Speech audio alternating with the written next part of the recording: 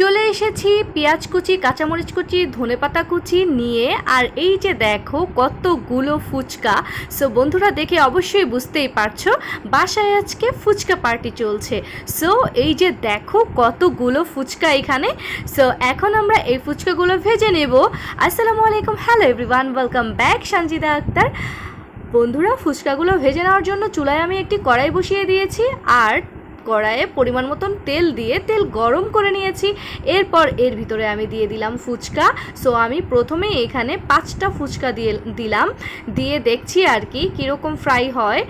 So বন্ধুরা এই যে দেখো কত সুন্দর ফুলে উঠেছে। যদিও একটা ফুচকা ফুলে উঠতে পারেনি, তবুও দেখো বাকি ফুচকাগুলো দেখে কিন্তু বেশ সুন্দর লাগছে।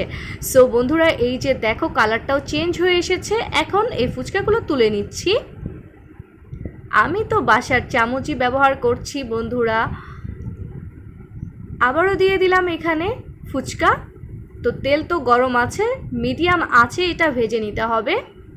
একটু ধৈর্য নিয়েই এটা ভাজতে হবে, কারণ চুলার পাড় তো অনেক গরম লাগে আর অনেক হাই হিটে এটা ভেজে নেওয়া যাবে না, তাহলে ফুচকা ফুলবেও না আর খুব দ্রুত পুড়ে যাবে।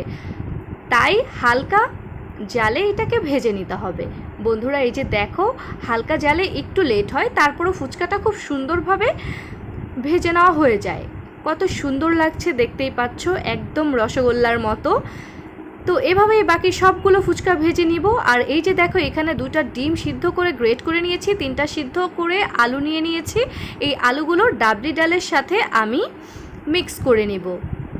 আর এই তো কাঁচামরিচ আছে, পেঁয়াজ কুচি, ধনেপাতা কুচি আর ডাবলি ডাল, এগুলো ডালটা সিদ্ধ করে নিয়েছি, কতটা ড্রাইভাবে দেখতেই পারছো। বাস একটা বলে নিয়ে নিলাম। এখন এখানে আমি পেঁয়াজ কুচি দিয়ে দিচ্ছি, দিয়ে দেব কাঁচামরিচ কুচি, এরপর দিয়ে দিচ্ছি ধনেপাতা কুচি। বন্ধুরা ডাবলি ডালের সাথে আমি আলুটা মিক্স করে নিয়েছি। এখন এতে পরিমাণ মতন লবণ দিয়ে জাস্ট মিক্সড করে নেব।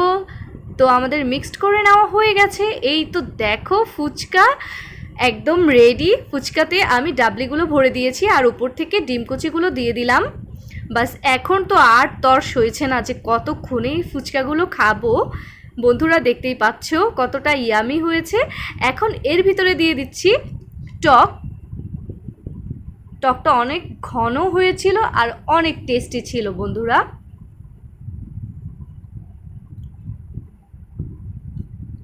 এখন একে একে প্রত্যেকটা ফুচকার ভিতরেই টকগুলো দিয়ে নিব।